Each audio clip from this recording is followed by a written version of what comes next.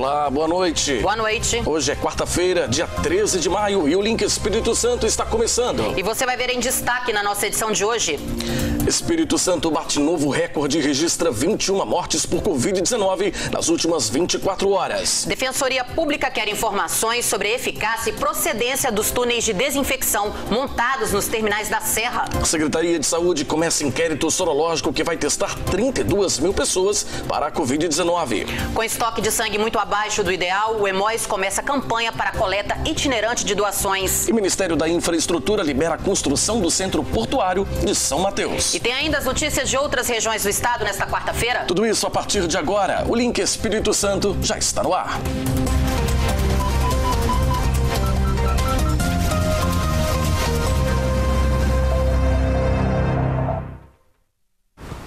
Nós abrimos essa edição do Link falando de mais um recorde de mortes no Espírito Santo por Covid-19. 21 pessoas perderam a vida por causa da doença nas últimas 24 horas. Em entrevista coletiva nesta quarta-feira, o governador Renato Casagrande falou sobre as novas mortes, a capacidade de testagem do LACEN e anunciou medidas importantes para o transporte público. Vamos acompanhar.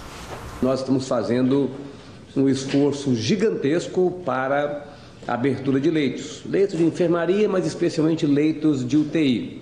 Nós temos hoje exclusivos para a Covid 408 leitos, tudo equipado, para que a gente possa atender pessoas que dependam do tratamento da Covid-19.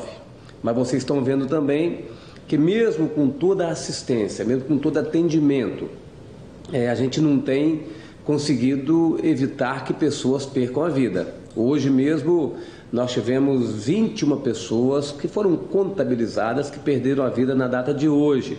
Mas assim, em torno de 15 pessoas por dia, pelo menos, têm perdido a vida devido ao coronavírus. O que aconteceu é que o nosso laboratório central, nós temos encontrado dificuldade na aquisição, na aquisição não, nós já compramos, mas na entrega dos kits de extração, isso para fazer o teste, de coronavírus, e isso tem atrasado a velocidade e a capacidade do laboratório. O laboratório tem mais capacidade de fazer teste do que está fazendo por falta de material. O material que foi comprado está sendo entregue, mas não totalmente entregue como nós temos necessidade. Tivemos, a partir dessa segunda-feira, hoje é quarta, uma nova matriz de risco. A primeira matriz de risco levava em consideração a incidência do vírus em cada município, e com base nisso a gente definiu o risco baixo, o risco moderado, o risco alto e risco extremo. Então foi uma matriz mais simples.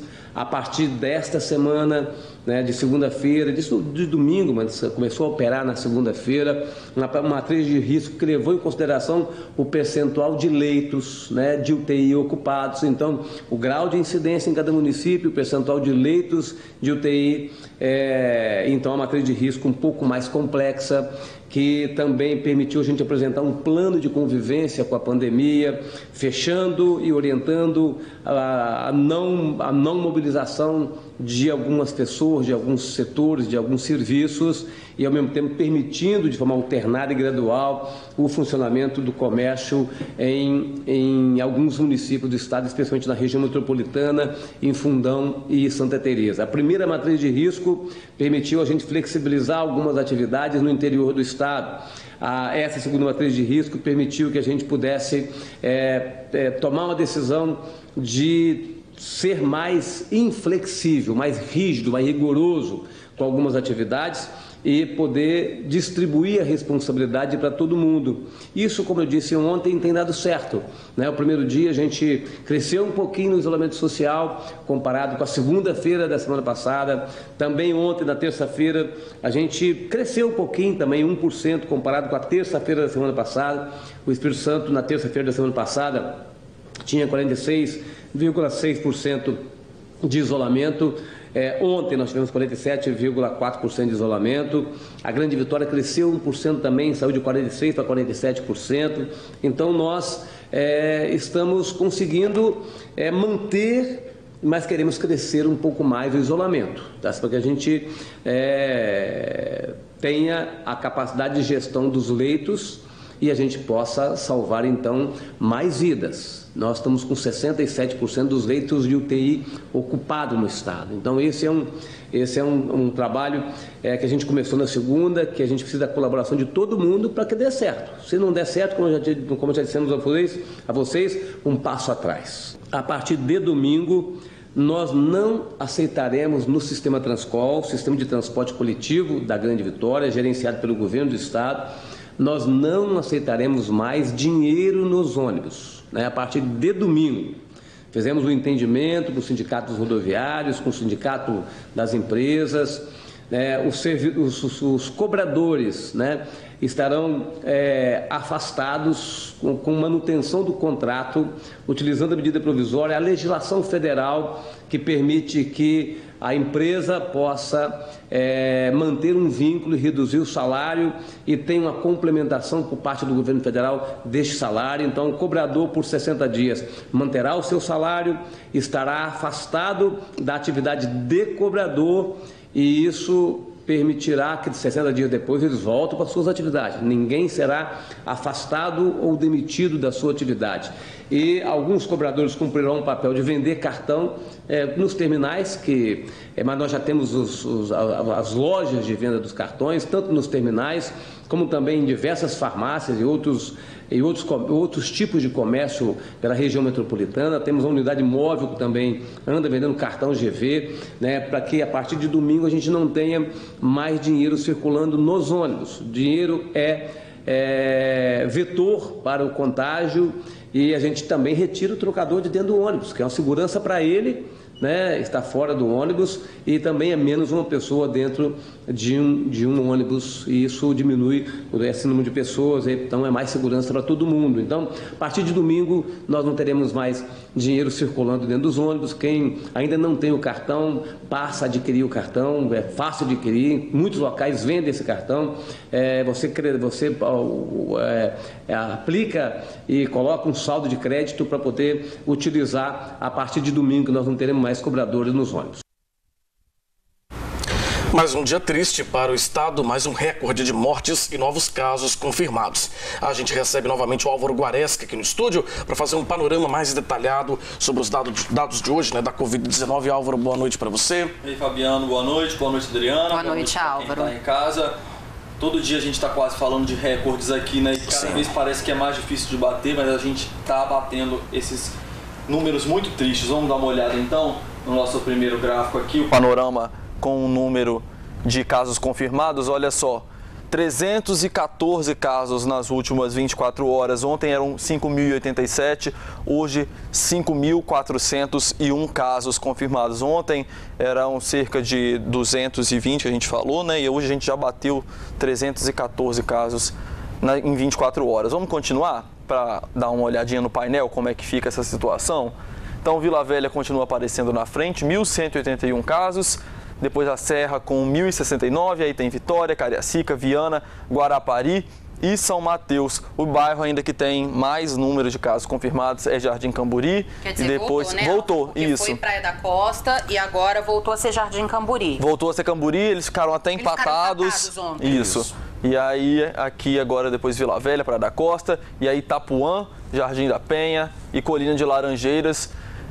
A taxa de letalidade também subiu, 4,31% aqui no estado. E curados são 2.128 casos, né? Então, mais de 3.000 casos ainda em tratamento não foram curados. Olha só, aqui no número das comorbidades, 937 pessoas têm problemas cardíacos, 422 têm diabetes.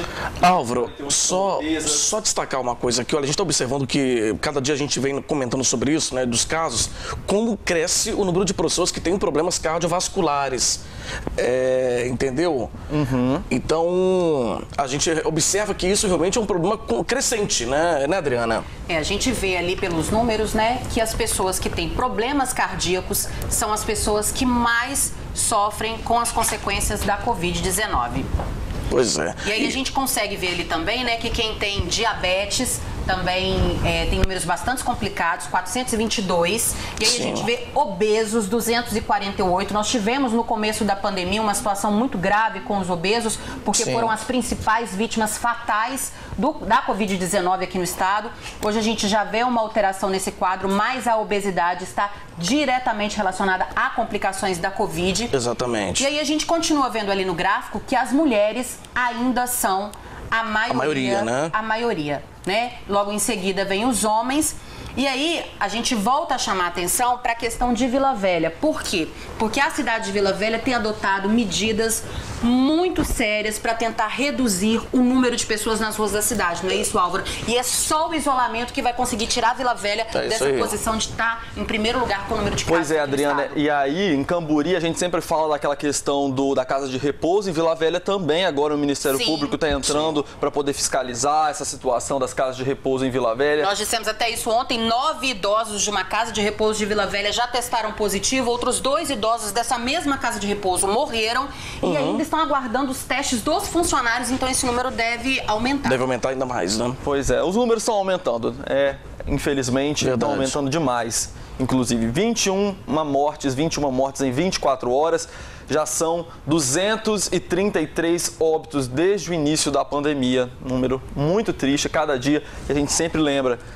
Parece 233, a gente já vai perdendo meia noção, mas de um em uma pessoa por pessoa. Cada número desse aqui representa uma família que está passando por uma situação muito delicada, perdendo uma pessoa que com certeza ama muito. Vamos continuar então dando uma olhada aqui. Serra continua aparecendo como o lugar onde tem maior número de mortos, 68, seguido de Vitória, Vila Velha, Cariacica, depois Fundão, Afonso Cláudio e Aracruz. E aqui deu uma mudadinha, olha, Jardim Camburi continua na frente com 10 óbitos, mas agora Vila Nova de Colares aparece com 6 óbitos, seguido de Fundão, Centro, aqui em terceiro, seguido de Colina de Laranjeiras. Sim. Vamos continuar? Essa informação aqui, a gente estava tentando checar com a Secretaria de Saúde, mas até agora há pouco eles ainda não haviam nos respondido. Isso aqui é o quadro com o número de gestantes. Aqui no estado tem 38 casos confirmados em gestantes que tiveram Covid-19. E esse mesmo quadro está apontando um óbito. Então, uma gestante teria morrido por Covid-19. A gente ainda não sabe mais detalhes sobre isso. Eu até explorei ali no gráfico que esse óbito foi registrado em Fundão, em uma mulher que tinha entre 20 e 29 anos, mas a Secretaria de Saúde ainda não nos respondeu. Então a gente está aguardando e assim que a gente tiver essa informação, a gente vai atualizar.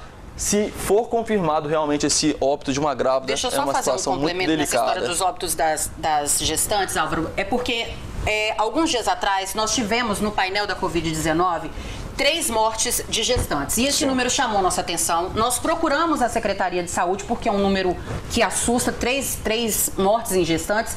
E naquela ocasião nos foi informado que esse dado estava errado. Isso. Então hoje apareceu um óbito, novamente de gestante, no boletim da Covid, mas nós não temos a confirmação da CESA se esse dado está certo. Exatamente. Lá no gráfico, aqui no gráfico, na realidade, aparece o tempo de gestação.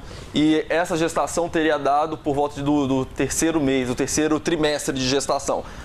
Na nossa pesquisa anterior estava apontando também essas mortes, mas enfim, elas foram um erro no painel. E a gente lembra que ontem mesmo a gente ficou em dúvida em relação a um caso de um profissional de saúde que tinha sido retirado aqui do painel, e aí depois a Secretaria até voltou atrás, falou que foi um problema no lançamento. Elas acabam sendo atualizadas o tempo todo, então às vezes a própria Secretaria de Saúde acaba tendo alguma dificuldade nessa atualização. Então, exatamente. Às vezes os dados estão mudando o tempo todo, né, e mudam muito rapidamente. Mas vamos aguardar então essa confirmação. Vamos dar uma olhada então mais adiante no nosso próximo painel, que é o isolamento social.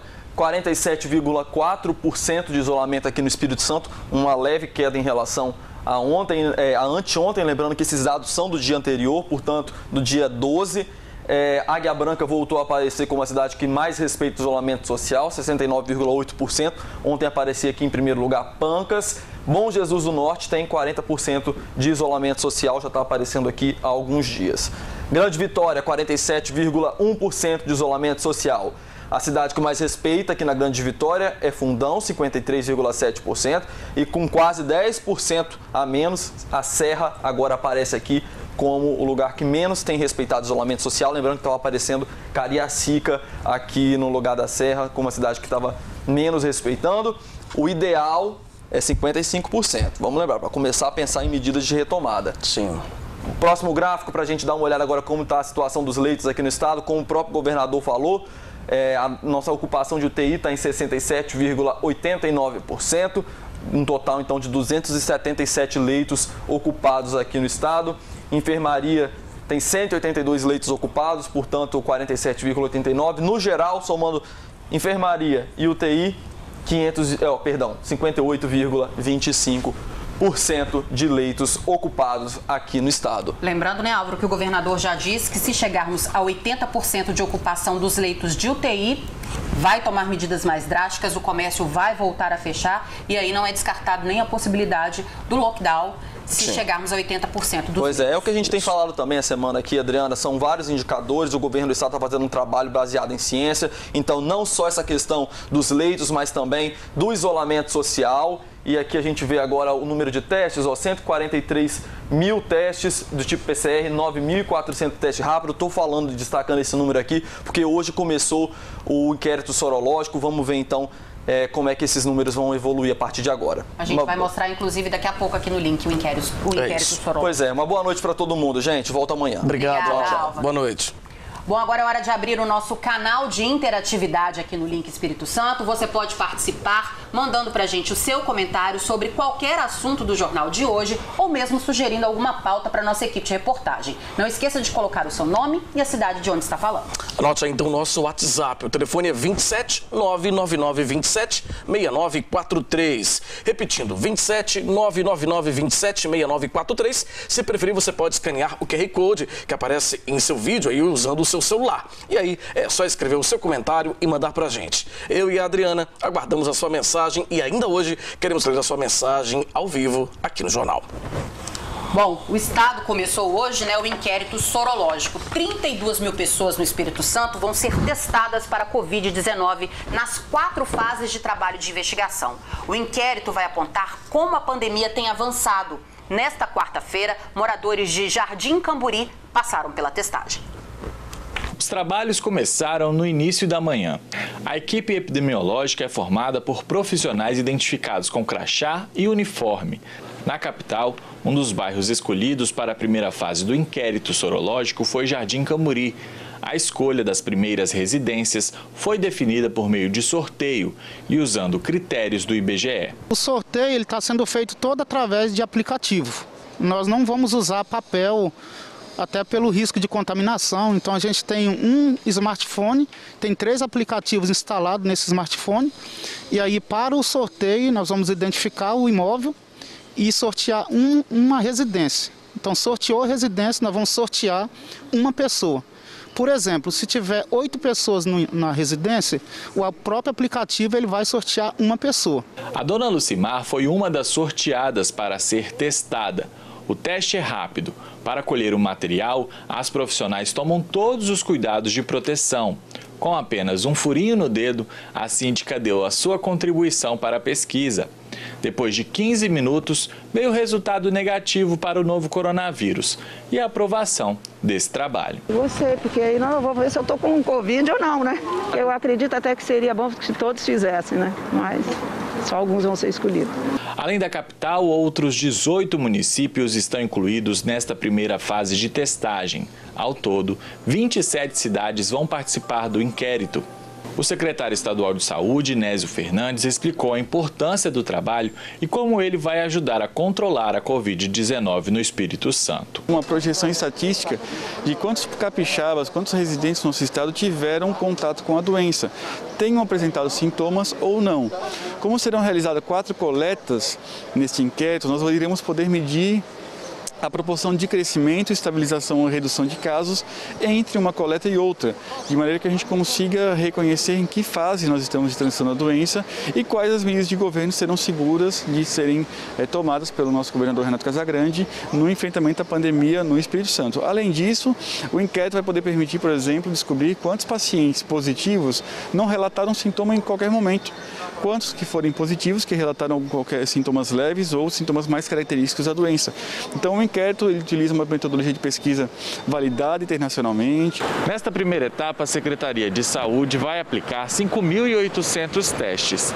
Caso algum desses exames dê resultado positivo para a Covid-19, os outros moradores também serão testados. Ele não é para buscar pacientes que estão na fase aguda da doença, os primeiros sintomas da doença, porque esse teste não é adequado para isso. No entanto, para pacientes que têm mais de 7 dias de evolução, ele já tem uma sensibilidade maior. E a partir de 14 dias de evolução, praticamente todos os pacientes que tiveram contato com a doença vão positivar no teste. Ao identificar uma pessoa do domicílio positivo, nós iremos fazer o teste em todas as pessoas daquela casa, daquela família. Então, todos esses casos positivos vão ser devidamente notificados, vão compor o número total de casos diagnosticados no Espírito Santo, e se for identificado de que alguma das pessoas está sintomática, ela terá a indicação também, então, do isolamento domiciliar. A seguir aqui no link, Defensoria Pública quer informações sobre a eficácia dos túneis de desinfecção montados nos terminais. A Anvisa emitiu nota não recomendando o uso dos equipamentos. E ainda em Colatina, alunos do IFES desenvolvem aplicativo para ajudar feirantes a vender produtos pela internet. O link Espírito Santo volta já.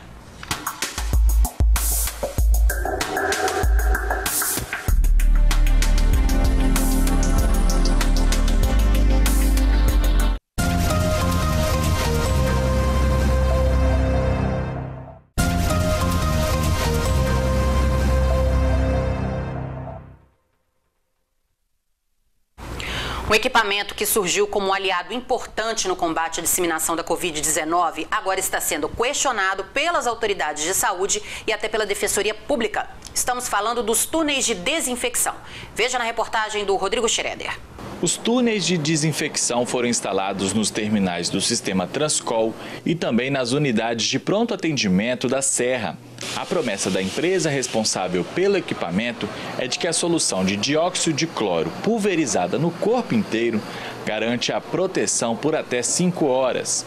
Ali é a higienização, ali é uma coisa boa, é um projeto muito bom que eles botaram ali. Então volta para casa mais seguro? Volto para casa mais seguro, sem problema. Toda viagem que eu faço, que eu trabalho no Continental, eu passo ali, na outra eu passo também. Mas a Defensoria Pública Estadual pediu informações ao município sobre a eficácia dos equipamentos. Requisitando informações e documentos acerca da procedência e eficácia dos túneis de desinfecção que foram instalados no município. Até por não existir até o momento estudos científicos acerca da procedência dessa utilização no combate ao novo Covid em pessoas. A Defensoria também quer analisar o contrato firmado entre a Prefeitura e a empresa.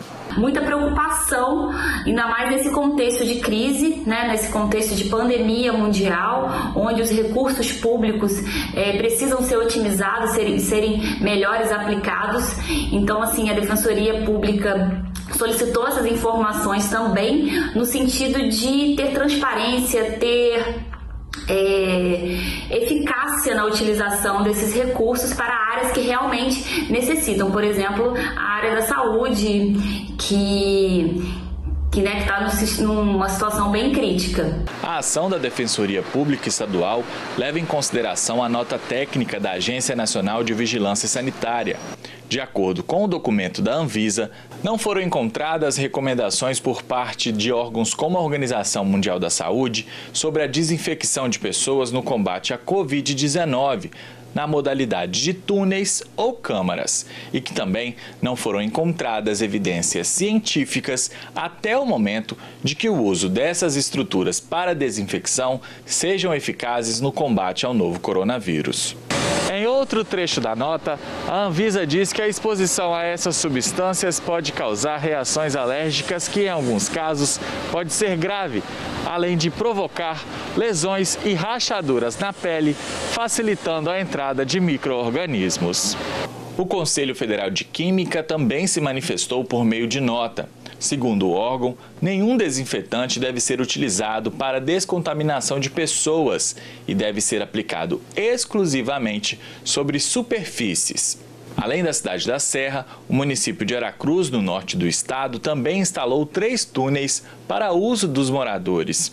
Em São Mateus, o Hospital Roberto Silvares contava com um equipamento, fruto de doação, Porém, após nota da Anvisa, a Secretaria Estadual de Saúde decidiu desativar o equipamento. O túnel ele existiu no Brasil nas últimas semanas como iniciativa do Sistema S, de alguns colaboradores, de algumas empresas privadas que ofertaram essa tecnologia para os serviços de saúde, para terminais urbanos.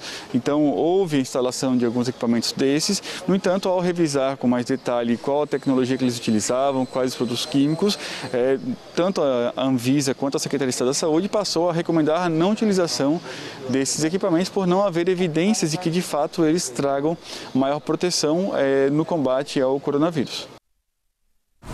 A Ceturb pediu a retirada dos túneis dos terminais da Serra. Nós pedimos um posicionamento para a Prefeitura da Serra, mas até o fechamento dessa edição nós não tivemos retorno.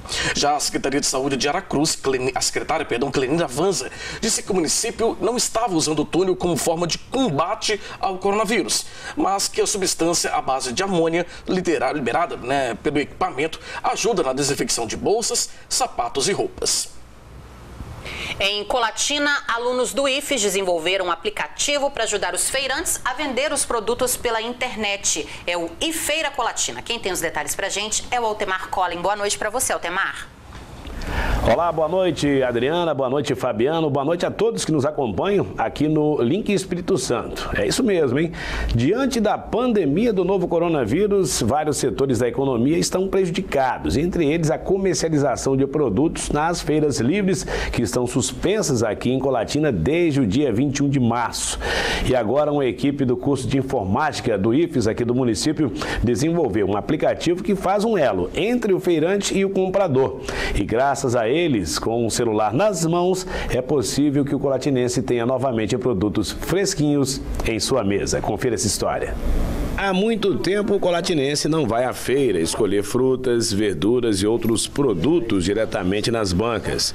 Com a pandemia do coronavírus, as feiras livres do município estão suspensas. Mas essa turma aí deu um jeitinho de tirar proveito dessa situação e ajudar o produtor e também o consumidor.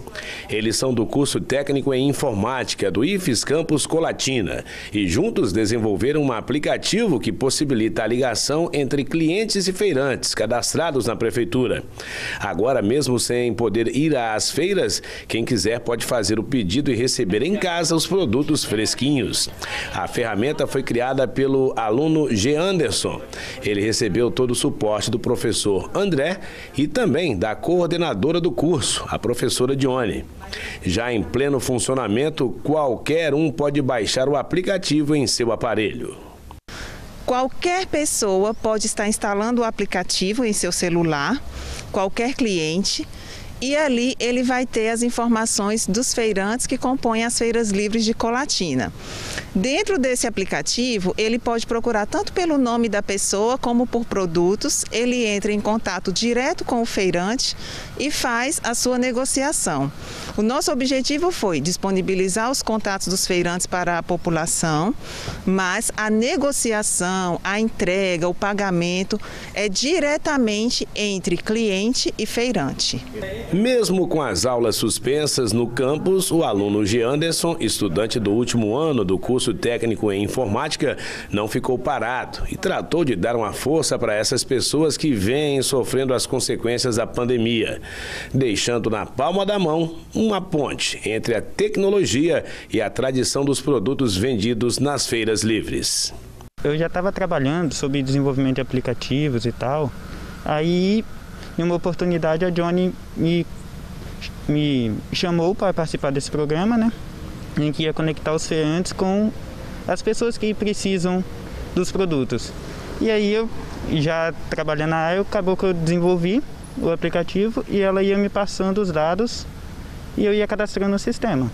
É uma forma de atuar até mesmo pelo próprio campus, né? Mostrar o que você está aprendendo aqui durante todo o curso, mostrar na prática como você ajudar as pessoas. O professor André explica que, por enquanto, o app iFeira Colatina está disponível na plataforma Android. E quem quiser baixar, o processo é bem simples.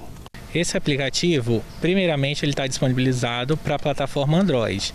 Então é só entrar na Play Store, procurar lá iFeira Colatina, localizando o arquivo, você baixa esse arquivo, salvando no seu celular, você consegue acessar.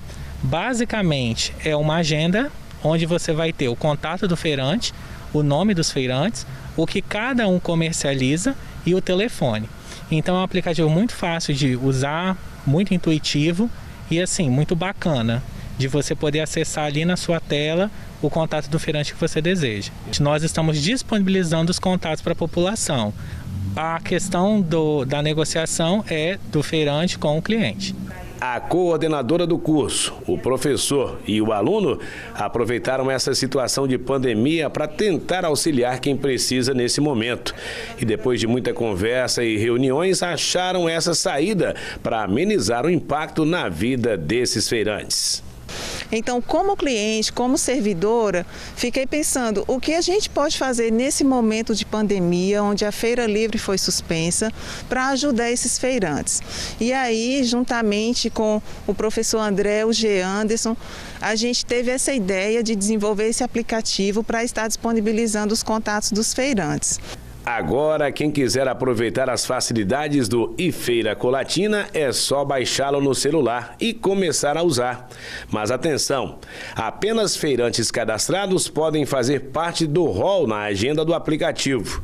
Se você é produtor ou feirante e quer mostrar os seus produtos através dessa ferramenta, procure a Secretaria de Desenvolvimento Rural de Colatina e faça o seu cadastro. Depois, é só entrar em contato com o IFES Colatina para solicitar a inserção dos dados no aplicativo. Parabéns, então, para essa equipe do IFES Colatina, né, que proporcionou esse elo entre o feirante e o comprador. Lembrando que todo esse processo também tem um custo para eles, né, para os idealizadores. Para inserir o aplicativo na plataforma Android, eles tiveram que pagar $25, já na plataforma Apple, o custo é de $100. Os valores variam entre mensalmente e anualmente. Qualquer um que quiser colaborar, empresários, empresas ou até mesmo pessoa física, pode colaborar. Deve entrar em contato com eles pelas redes sociais ou pelo telefone do IFES aqui do município. Essas são as informações hoje de Colatina. Voltamos agora ao estúdio, aí em Vitória, com vocês. Obrigado, Altemar, pelas informações. Vamos ler aqui as mensagens que vocês mandam pra gente pelo nosso canal de interatividade. Tem a primeira participação aqui do Douglas. Ele é da Serra. Ele diz que trabalha como motorista, socorrista nas duas maiores empresas privadas de remoção do estado. Ele, assim como outros profissionais da área, está com o sentimento de enxugar gelo, pois estamos correndo riscos, pois corre risco, aliás, né? Enquanto parte da população não cumpre o isolamento adequado e o governo não toma medida mais rígida, né, para resolver esse problema. Obrigado pela participação, Douglas. A mensagem é da Simone Passos. Ela diz o seguinte: acho um absurdo a quantidade de pessoas fazendo caminhada e o pior, sem nenhuma proteção. Não se preocupam em usar a máscara. Pessoas com crianças, cachorros, como se nada estivesse acontecendo. No meu bairro ontem tinham 19 casos confirmados. Hoje, inclusive, o pai de um amigo meu de infância morreu de Covid-19. Tá, e tem mais uma participação aqui do Júnior. Ele é de Nova Venécia.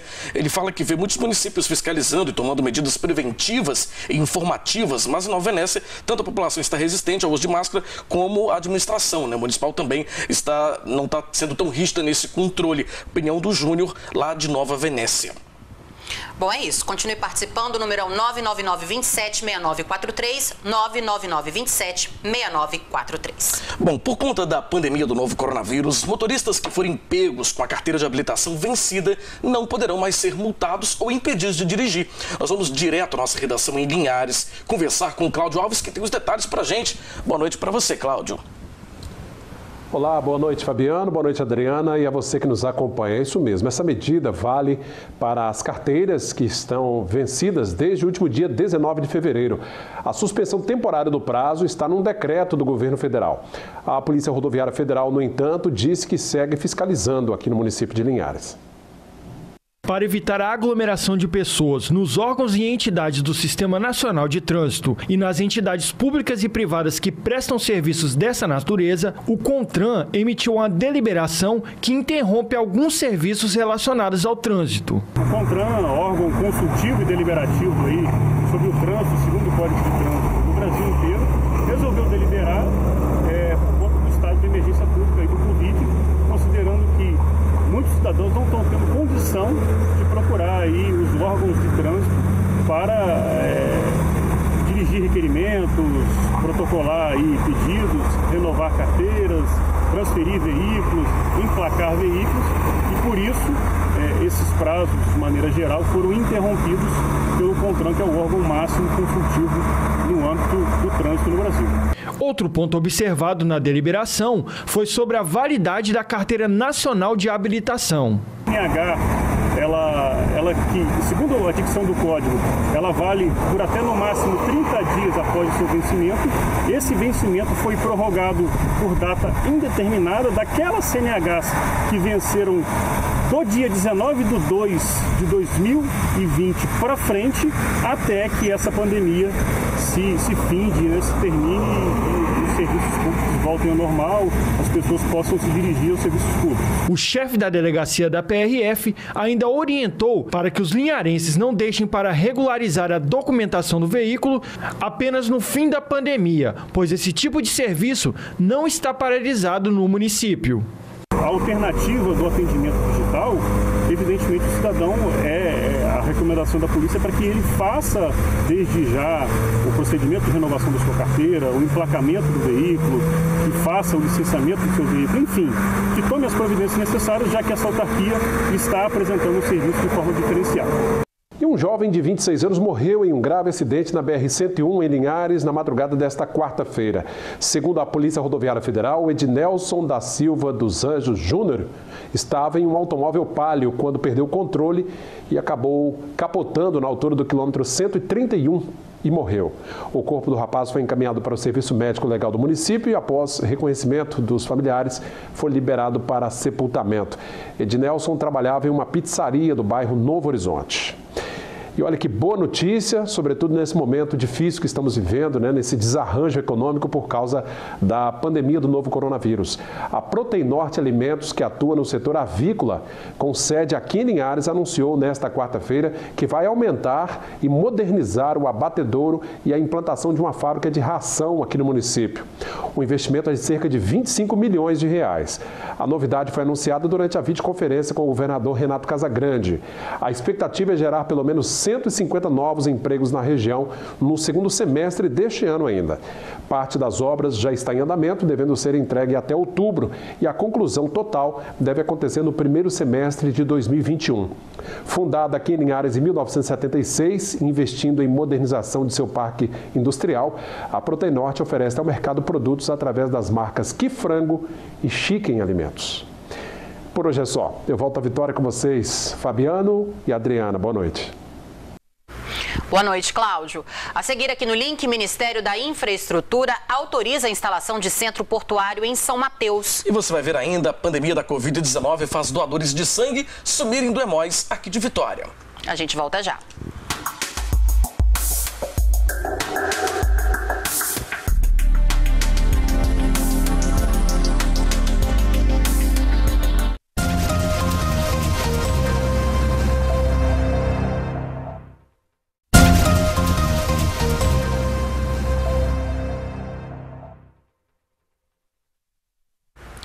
Com a pandemia do novo coronavírus, os doadores de sangue sumiram do Emóis aqui de Vitória. Nessa semana, o estoque do tipo O negativo chegou a zerar.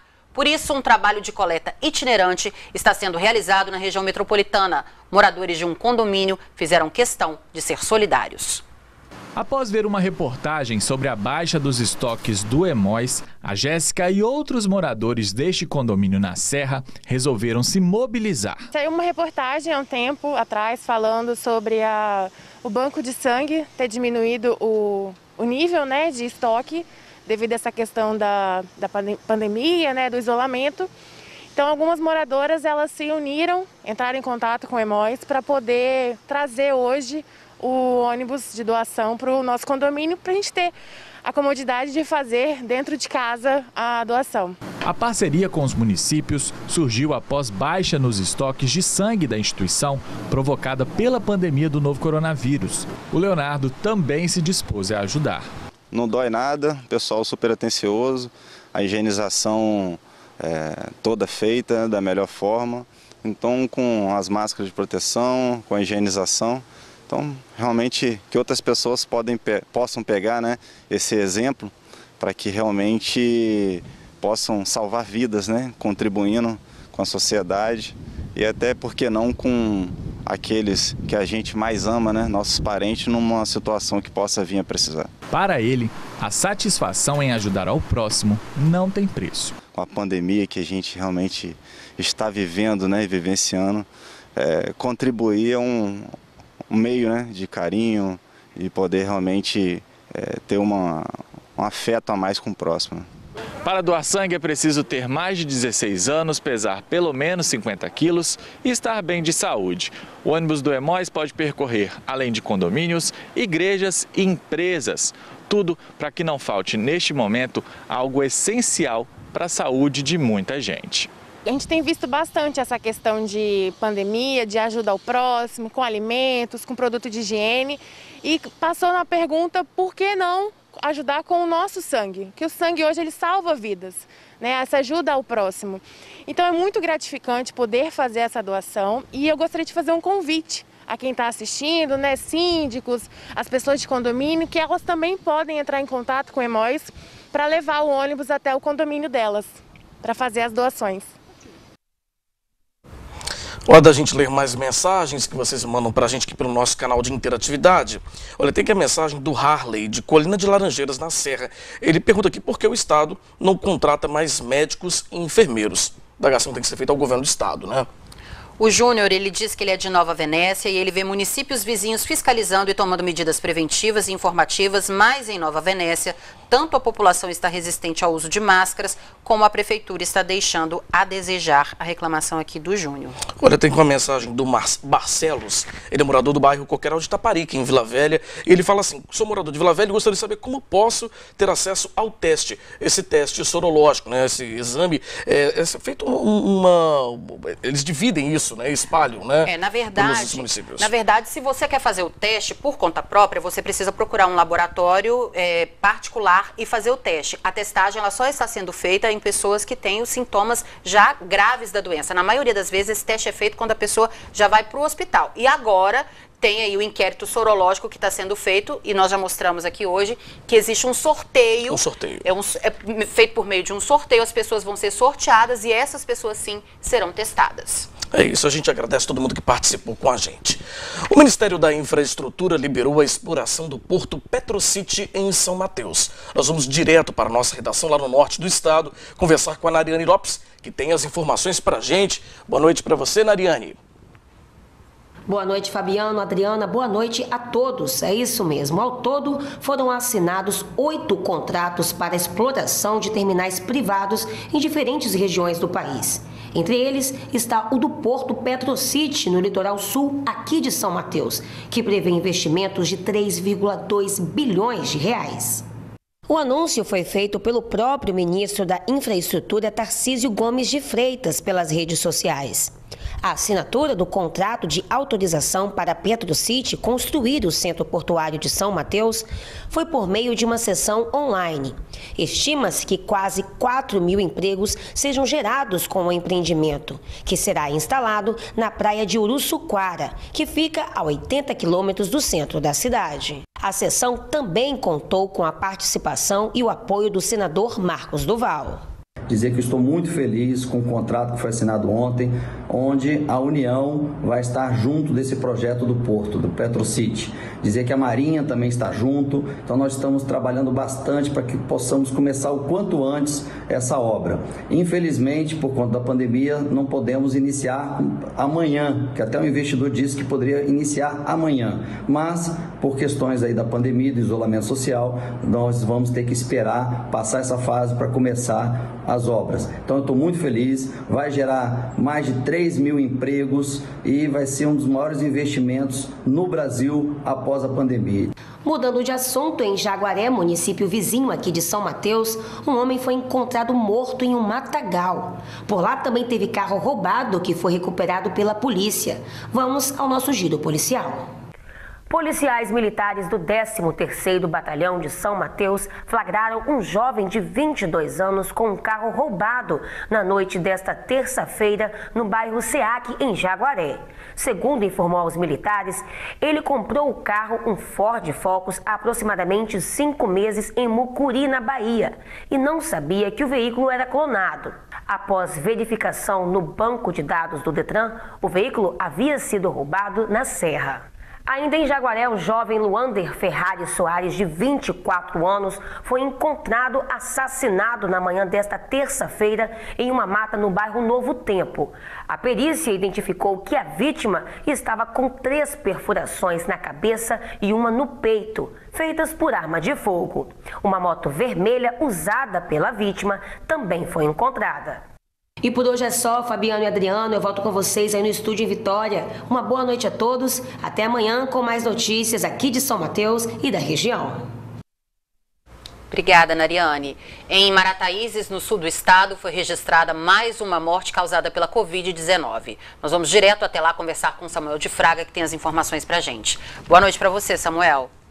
Oi, Fabiano, boa noite para você, boa noite para Adriana e a todos que nos assistem. Olha, é isso mesmo, e trata-se de uma mulher de 46 anos, moradora da localidade de Imburi. A confirmação foi feita nesta quarta-feira pela Secretaria Municipal de Saúde de Marataízes e essa é a 3ª morte por Covid-19 no município. A paciente foi atendida pelo UPA de Marataízes em 26 de abril, onde realizou o exame. Bom, depois de passar por internação pela Santa Casa de Misericórdia, ela recebeu resultado positivo em 1º de maio. Até amanhã de hoje, o município de Marataízes já contabiliza 70 casos confirmados da doença.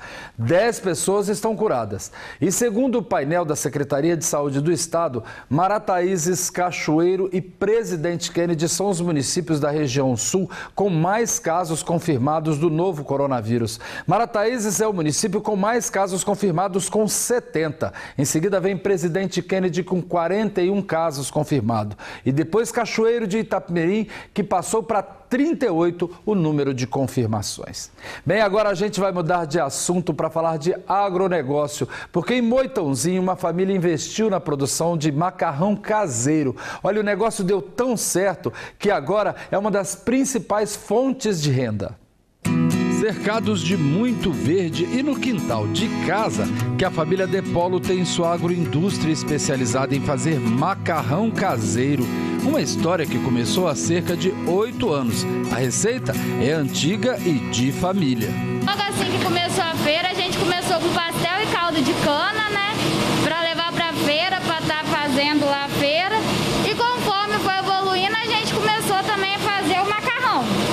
Aí o macarrão a gente começou só com o macarrão tradicional, talharim. E com o passar do tempo, né, a receita que a vovó deu, aquela receita caseira de macarrão que não leva conservante, é só ovo, trigo e água, a gente começou a pesquisar e fomos aprimorando. Além de serem responsáveis pela fabricação da massa do famoso pastelzinho da Feira da Agricultura Familiar aqui em Cachoeiro de Itapemirim, a família se especializou em fazer massa para macarrão caseiro. E olha, é uma receita de família e saem daqui cerca de 40 quilos de massa por produção. É da família Pastro, né, e De Polo, são descendente de italiano. Descendente italiano. Descendente italiano, a gente sabe que é conhecido por saber fazer uma massa boa. Isso mesmo. No começo a gente começou a vender mais mesmo na feira e para os familiares. Aí começou, um amigo compra, aí fala com o vizinho, e aí foi falando de boca a boca, e a gente começou a ter demanda e fomos fazendo, aí a gente viu que tinha já necessidade de ampliar o negócio, porque a gente já não estava dando conta mais, né? E viu que estava lucro. Aí foi a hora que a gente pegou, investiu e falou, vamos cair para dentro, porque é algo que a gente gosta de fazer. A agroindústria, com os equipamentos que agilizam o trabalho das mulheres da família De Polo, foi montada com recursos próprios. A massa é padronizada e os sabores são variados. A gente começou a pesquisar e fomos aprimorando. Hoje a gente faz macarrão de beterraba, de cenoura, de espinafre, de açafrão. E tem, graças a Deus, tendo uma boa saída, né? Vai devagarzinho, a gente vai mudando e vai aprimorando e o pessoal tá gostando. A gente vai modificando as embalagens, cada dia a gente pensa numa coisa e vamos tentando, né, melhorar cada vez mais. Chegamos em dia de fabricação. A dona Lucimária é responsável pela receita que guarda as 7 chaves. Ela nos contou que não imaginava que o negócio ia dar tão certo, mas hoje, com a feira do produtor suspensa por causa da Covid-19, a massa tem sido o apoio financeiro e seguro da família. Veio numa hora assim para ajudar no orçamento da família, né? Que a gente ultimamente está vivendo mais disso aqui. Mexe com verdura também, mas agora está sendo mais a agroindústria. Mas que é um orgulho, porque a gente pode trabalhar em família, né? Trabalha todo mundo mais juntinho. Tem a oportunidade de estar todo mundo junto o dia a dia. E graças a Deus tem sido só vitória. A gente consegue fazer encomenda, a gente entrega de porta a porta, a gente entrega para os supermercados vizinhos aqui da região. Graças a Deus tem saído muito. Depois de desfiar e modelar a massa, ela vai para secagem. Mas muita massa era perdida por causa do clima. Aí veio uma ideia do noivo da Tássila para uma secagem mais rápida, com lâmpada infravermelho. Aí ele comentou, você, amor, eu andando aí, eu já vi que o pessoal usa umas lâmpadas de infravermelho para secar a chapa de pedra, né? Ele falou, a gente pode tentar colocar e fazer um teste, quem sabe dá certo. E deu certo? E graças a Deus deu certo. As massas da família De Polo já são um sucesso absoluto na região. A família já pensa até em ampliar o negócio. E a gente sabe que o bom mágico não revela seu segredo. Mas a matriarca da família dá uma dica para a preparação do bom e velho macarrão caseiro. A gente fazer com amor, né? Muita atenção, com carinho e saber que as pessoas estão gostando do nosso produto. Então isso leva a gente a fazer cada vez mais, por mais amor no que a gente faz. A massa realmente é muito boa, hein, Adriana, hein, Fabiano? Bom, esses foram os destaques aqui do sul do estado e eu volto amanhã com mais informações aqui do sul do estado. Uma boa noite para vocês e até lá. Obrigada, Samuel. Boa noite. Bom, o link dessa quarta-feira fica por aqui. Muito obrigada pela sua audiência, pela sua companhia. E você já sabe que para ficar muito bem informado a qualquer hora é só acessar o cinoticias.com.br. Na sequência, você acompanha o programa Inove-se e logo depois, às 8h30 da noite, a gente se vê novamente no programa Em Destaque. Uma ótima noite para você. Boa noite e até amanhã. Record News, informação para você crescer.